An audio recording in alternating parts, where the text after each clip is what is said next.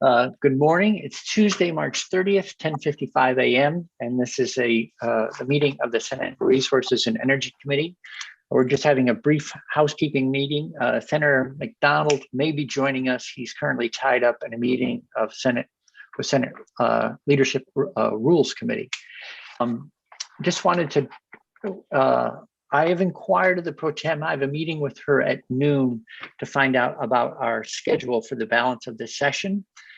If we're on track to adjourn sort of a traditional May 10th plus or minus a little bit, we may, as a morning committee, only have 3 or 4 weeks left. So I'm asking for guidance from the Pro Tem on how much time we have, because I think that can guide how much we think about taking on now that we've largely finished on weatherization, other than tuning up some language to bring down to appropriate. We had half of an introduction of S119 last week because people had a lot to say. We ran out of time, so we have people coming in tomorrow to finish that testimony. We also received a bill H108 on wetlands and water and permitting, which we'll introduce to take a look. But I would say, given all the email and concern around sections 10 and 11 from S101, which just passed today, the housing bill that had the water connection provisions in it, that it served a useful alarm clock went off again to say, wait, how are we doing on CSO events? And my sense for myself, I'm guessing it's more broadly shared, is yes, we're working on them. Yes, they're regulated. Yes, we're not making enough timely progress. So one of the things that we did last week was we had the federal delegation in.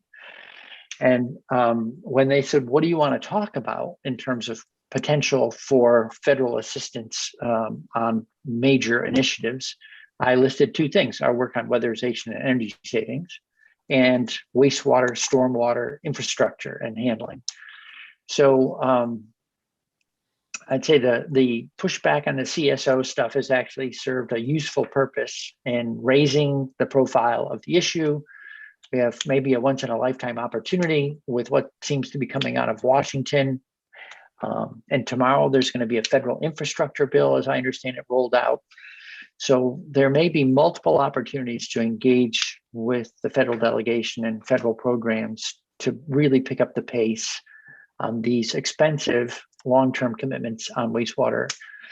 I was talking with the vice chair prior to going to the floor this morning, and he had some useful ideas. So I'd like to ask Senator Westman to share what he was sharing with me earlier, and let's think about this as a group in terms of what we might do along those lines.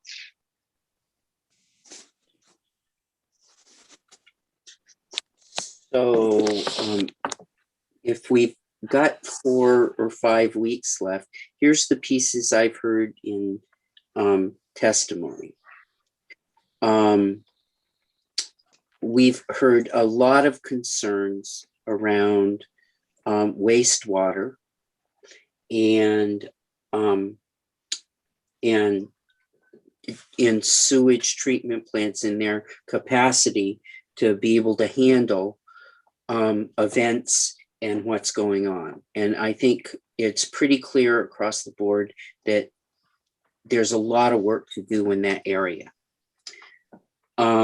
One of the things that's going on in particularly the House in the legislature, and I suspect that it will be considered seriously in the appropriations process, is that they're taking $100 million out of wastewater treatment. They're supplanting federal dollars with it, and they're using that money in, at least in the House context of spending, to put into the shortfall in both teachers' retirement and state employees. I think what they're doing and supplanting money will have some appeal within the appropriations process in the Senate. I think, first off, we as a committee ought to understand what they're doing with that. Are there increased federal strings? Is this just a dollar for dollar swap out? What's going on with the way they deal with that money? And so first off, I think before that really gets to be discussed in the Senate, we ought to understand what they're doing and how that works. And that's the first piece. The second piece is, it distressed me a great deal to hear the representative from Senator Leahy's office speak about the fact that we have no shovel-ready projects, or not enough of them, ready to go for sewage treatment plants in the pipeline, that if they do ever come up with money at the federal level to help us, and apparently he had been looking, that we're not ready to go. So my question is there something we can do that would do the engineering, do the preliminary work, do those sorts of things to get those plants ready for upgrade and have them ready, so if there was grant money out there, we could do that. And and at this time, and I'm going to say it rather bluntly, if they're using federal money to transplant and do that, and there's $1.3 billion coming down the pike from the feds, and we can use it for infrastructure projects, should we not ask for 5-10 million to do the work, or on a one-time basis, give one-time money to environmental conservation and develop a plan to get these sewage treatment plants to a place where they're shovel ready, so we can start to look at them. Right. That's just my take on what we've heard, and maybe somebody's got a better idea, but from my vantage point, if we could develop a plan around that over the next 4 or 5 weeks, that would, I think that would be pretty important work. Yep. Yeah, I like the idea. This is like having been made more aware of the CSO wastewater treatment facility issue. Again, let's take advantage of the moment we're in and see if we can't really pick up the pace. I'm trying to think of how who would put out the requests for. I'm just trying to think sort of like a project manager point of view in terms of who we would connect with to do all this. We need to hear from DEC, right? We need to hear from Joint Fiscal to really understand the money. I'm trying to think of who would be in the position to say, oh, I know how we will assemble a list and prioritize sort of the engineering scoping work. Senator Campion. Mr. Chair, was it when Commissioner Walk was in that I asked for sort of the broadband version of Yes. Of this? Yes. Yeah, so maybe we go back to Commissioner Walk. I mean, right. I'm just thinking about it from how we're doing things in ed, asking the agency to identify certain areas, when we're looking at the literacy stuff, certain schools, certain regions of the state, certain, where there needs some work, if you will. And maybe that's the way to do it, is for them to, instead of waiting for the huge new broadband map, but kind of getting, they must have a sense, I would think, Right. of those Right. top three. And given and any money is going to help, but we also know a lot of money in the end would really be needed. And we might not get that, but we could start to prioritize where we could put what we have. Sure. Well, and that's actually was on my to-do list to check in with you, because you wrote to Commissioner Walk last week. And I don't know if you got a brief initial reply saying, yes, I can work on this and it'll take a week to get an answer, or have you heard anything back? I could be wrong, but I think it was just what we heard in committee, and that we all shared that we thought this would be a great idea. I don't know if I wrote to him personally. You reached out through Jude. Okay. So- Is it possible that you're thinking of? Senator Gray, Commissioner- they asked me to reach out to Commissioner Snyder. Yes, it was Um, Snyder. It was Commissioner wasn't- Snyder Oh, who I'm was going to sorry. come in and No, talk to us no about worries. forestry priorities. I get it. Sorry, I misremembered. Thank you. No problem. Okay, so never sell once what you can sell twice. Let's use the same approach with Commissioner Walk. Let's get a prioritized list going. We can have them in to start it. I would say, I want a prioritized list. I think that's the first step. But I think the second step in this is, once I have the prioritized list and is there a way for us to push along the engineering, to push along the things that need to be done to get Right. these sewage treatment plants ready to go to be picked up? Right. You know, I know that one of the things on the ag side that the agency works on is paying for the engineering in order to implement best management practices.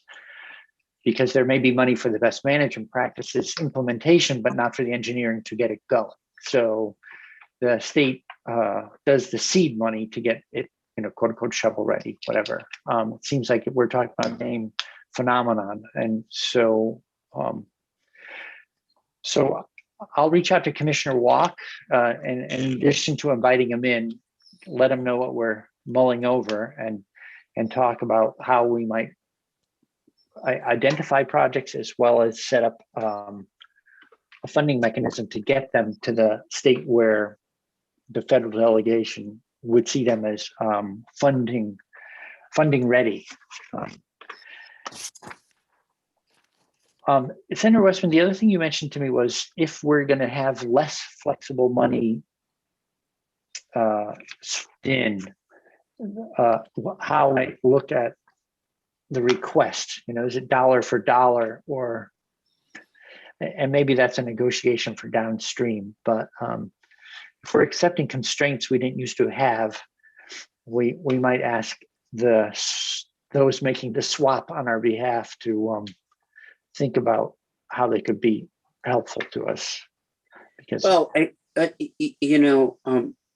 if the House proposal is to make the swap, I think that if it's just dollar for dollar swap, that's one thing. But if we're swapping out dollars and it's restricted money, I would want to know that. And I don't have any idea about that. So I'll work with Jude and schedule in Commissioner Walk and Steve Klein, and we'll get the conversation started. One natural grouping that occurs to me is that we saw a list of expired permits that started, and let me pause and add this footnote on that. So an expired permit is not one that means there's no plan or rules for the operation of that plant. It means they haven't issued a new one, but they do operate under a continued administration order or something like that. So at any rate, though, there's a group of permits coming right up the Otter Creek, starting in Rutland and finishing in Virgins, that are all, I think, in this status of needing to be reissued and revised. My understanding was that between Act 64 and the Lake Champlain TMDL, they were sort of last on the to-do list because they they scored lower in terms of priorities. So that might be, it's the last to go, and maybe it could be a natural grouping to consider, so that we don't fix just one, but we fix the body of water as a whole by doing 5 plants in a row on the same body of water, something like that. We can, anyway, that was a thought since our conversation earlier this morning, Senator Westman. Okay, Yep. so great. I will ask those folks in. Anyone else? I'm still sort of fishing around for who would be in charge of putting out requests for proposals for engineering work. Well, I would ask maybe- again, Commissioner Walk. I mean, it sounds Yeah. to me like it's a DEC Yep. stuff. Right. That's where you're going to start. Okay. I know the engineer, but what are the steps to get a plant ready? And who's pushing those steps along? Right. If we don't know what needs to be done, Right. give me a price tag. The other thing you mentioned, Senator Westman, that I thought was an interesting idea is because adjournment is not that far away, and this is a significant body of work to get done, that maybe we might consider as a committee scheduling a check-in sometime during the summer or the fall so that we keep the ball rolling. Because although 3.5 years is a pretty long time to spend the money, it could go by faster than we think when you add up engineering plus construction plus permitting. Who know, you name it all. So I'll just mention that one. I didn't want to lose track of it. Okay, well, great. Yep. Other things coming our way. I know that you may be receiving, as I have, quite a lot of email about the bottle bill, which is still in House Ways and Means. I don't know what that bill's fate is, but it's well beyond crossover. I talked to Chair Sheldon and said, my gut sense is that it's a more complicated and time-consuming bill to look at than meets the eye. So I would be, let me check in with the committee. My sense is what is more pressing right now are CSO and water quality issues, and that the bottle bill is, there'll be no damage for letting it hang on the wall until returning in January. I guess I have to be direct about it. I'd at least like to see it before I make a decision. I think that's the respectful and perhaps the best way to do it. I mean, so I would like to see it before I start taking votes as to what to do with it. Yeah, a good point. I don't mean like that's, I'm just thinking of how much time we have, and if I had to choose, so at this point it's a false choice. So probably getting ahead of myself. At any rate, so we will get that. I'm suspecting we'll get that bill within 2 weeks. We'll take it in. We'll hear about it. Meanwhile, we'll get going on finishing off the introduction on 119.